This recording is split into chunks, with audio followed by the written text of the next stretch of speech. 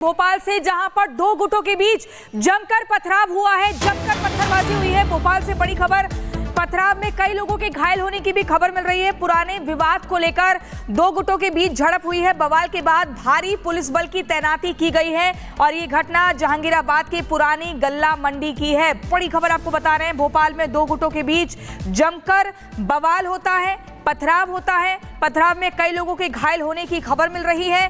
पुराने विवाद को लेकर दो गुटों के बीच झड़प हुई है। तस्वीरें आप देख रहे हैं अपनी टीवी स्क्रीन पर, एक्सक्लूसिव तस्वीरें हम आपको दिखा रहे हैं। बवाल के बाद भारी पुलिस बल की तैनाती की गई। बिल्कुल, भोपाल की तस्वीर आपको दिखा रहे हैं जहां दो गुटों के बीच जमकर बवाल और पथराव। ये तस्वीर देखिए, जबरदस्त हंगामे की तस्वीर सामने आ रही है। भोपाल को क्या सुलगाने की कोशिश हुई है, ये बड़ा सवाल बना हुआ है। पथराव में कई लोगों के घायल होने की खबर मिल रही है। खबर ये है कि पुराने विवाद को लेकर दो गुटों के बीच झड़प हो जाती है और किस तरीके से देखिए ये पथराव करते हुए नजर आ रहे हैं। और यही वजह है कि पत्थर लगने की वजह से कई लोग इसमें चोटिल हो गए हैं, घायल हो गए हैं। बवाल के बाद हालांकि वहां पर भारी पुलिस बल की तैनाती कर दी गई है। ये घटना जो है जहांगीराबाद के पुरानी गल्ला मंडी की है। तस्वीर देखिए, भारी तादाद में सड़क पर लोग उतर आए हैं। दो गुटों के बीच पुराना ये मामला, जिसे लेकर पत्थरबाजी होती है, लाठी डंडे भी वहां पर चलते हैं और किस तरीके से पत्थरबाजी हो रही है। सड़क से पत्थर उठाकर फेंके जाते हैं एक दूसरे पर और यही वजह है कि यहाँ पर जबरदस्त तरीके से हालात जो हैं वो तनावपूर्ण बने हुए हैं। हालांकि जब हंगामा बढ़ा, पत्थरबाजी शुरू हो गई, इसके बाद भारी पुलिस बल की वहां पर तैनाती, हालात को काबू करने के लिए पुलिस जो है तमाम कोशिशें कर रही है। बवाल ये हुआ है, सवाल ये है कि आखिर भोपाल को अशांत करने की कोशिश किसकी हुई है? क्या कोई भोपाल को सुलगाने की कोशिश कर रहा है? तमाम ऐसे सवाल अब उठने लगे हैं क्योंकि पुराना ये विवाद अब तक बताया जा रहा है और पुराने विवाद को लेकर दो समुदायों के बीच में पत्थरबाजी की ये तस्वीर हम आपको दिखा रहे हैं। तो मध्य प्रदेश के भोपाल से तस्वीर सामने आई है जहां सड़क पर भारी तादाद में लोग इकट्ठा होते हैं और इसके बाद दो गुटों में जमकर पत्थरबाजी होती है। यहाँ पर पत्थर देखिए किस तरीके से फेंके जा रहे हैं और इस पत्थरबाजी में कई लोगों के घायल होने की खबर मिल रही है। तो स्थिति भोपाल में अभी खराब होती हुई नजर आ रही है, हालात तनावपूर्ण बने हुए हैं। आस्था के सबसे बड़े महापर्व यानी कि महाकुंभ की, क्योंकि 13 जनवरी से शुरू होने वाले महाकुंभ के लिए मेला क्षेत्र पूरी तरीके से तैयार है, नजर आ रहा है। और एक तरफ जहां साधु संतों का प्रवेश शुरू हो चुका है तो दूसरी तरफ हवन पूजन के लिए सनातनी बाजार भी सज चुके हैं। अब बता दें कि भारी तादाद में श्रद्धालुओं को के पहुंचने का सिलसिला भी अब जारी है। तो वहीं स्थानीय व्यापारी भी उत्साहित नजर आ रहे हैं। एक रिपोर्ट के जरिए आपको दिखाते हैं।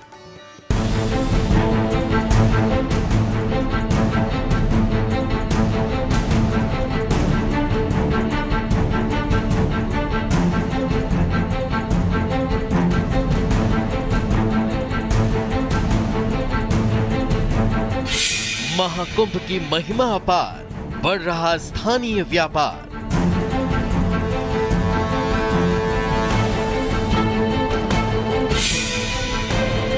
सनातन का साकार संसार, आकार ले रहे हाट बाजार।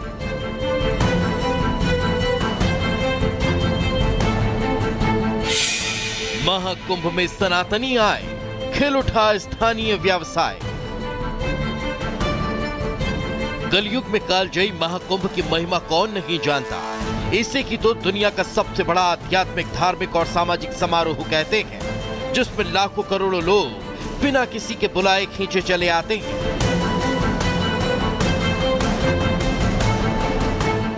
जो न सिर्फ साक्षी होते हैं सनातन शक्ति के, बल्कि बरसने वाली आध्यात्मिक आनंद में भी खो जाते हैं और कई दिनों तक यहीं के हो जाते हैं, जिनके लिए स्थानीय व्यापार व्यवसाय भी गुलजार होने लगे।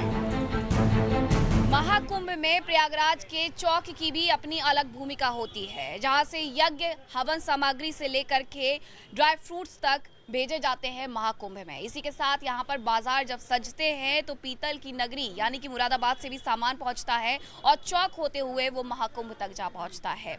बाजार पूरी तरीके से सज चुके हैं और तैयारी महाकुंभ की चौक में। आनंद की तलाश में एक बार फिर 144 वर्षों बाद करोड़ों सनातनी संगम के तट पर शिरकत करने वाले हैं। जुटने वाले हैं धर्म रक्षा के धुरंधर, धरा के सबसे सुनहरे समय का साक्षी बनने, जिसका मनमोहक, अनुपम और अनूप स्वरूप बेड़ियों में जकड़े व्यापार के बंधनों को भी खोल देगा और धन वर्षा कर प्रयागवासियों को धन धान्य से परिपूर्ण कर देगा।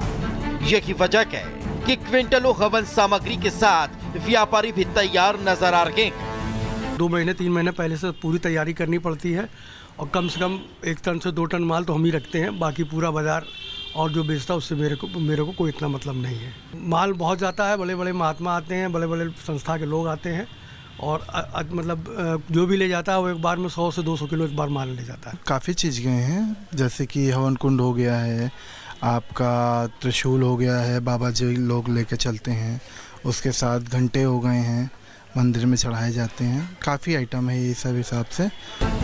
अब ऑटो चालक हो या नाव चलाने वाला नाविक, वेंडर हो या व्यापारी, रेहड़ी पटरी वाला हो या परचून दुकानदार पंसारी, हर कोई महाकुंभ मेले का बेसब्री से इंतजार कर रहा है, जिसमें पहुंचने वाले करोड़ों सनातनी स्थानीय व्यापारियों के लिए किसी देवदूत से कम नहीं, जिनके पहुंचने से प्रयाग को आर्थिक मजबूती मिलेगी। प्रयागराज महाकुंभ में अगर आप भी संगम में स्नान करने के लिए आ रहे हैं तो सबसे पहले आपको बता दिया जाए कि यहाँ पर अब जो किराया है नावों का वो बढ़ा दिया गया है। मेला प्रशासन और नाविकों के बीच में ये बातचीत हुई, ये बैठक हुई, जिसके बाद ये फैसला लिया गया है। इसे लेकर के नाविकों का कहना था कि लगातार महंगाई बढ़ रही है, लेकिन जो रेट है हमारे वो अभी भी वही है। जिसके बाद एडीएम विवेक चतुर्वेदी ने ये फैसला लिया है कि 50% रेट यहाँ पर बढ़ाया जाएगा और जो रेट लिस्ट है वो भी यहाँ पर लगा दी जाएगी। महाकुंभ में बढ़ने वाले स्थानीय बाजार के रफ्तार में नाविकों के लिए लिए गए प्रशासनिक फैसले ने उनकी चांदी कर दी, जिसकी चमक उनके चेहरे पर भी नजर आ रही है।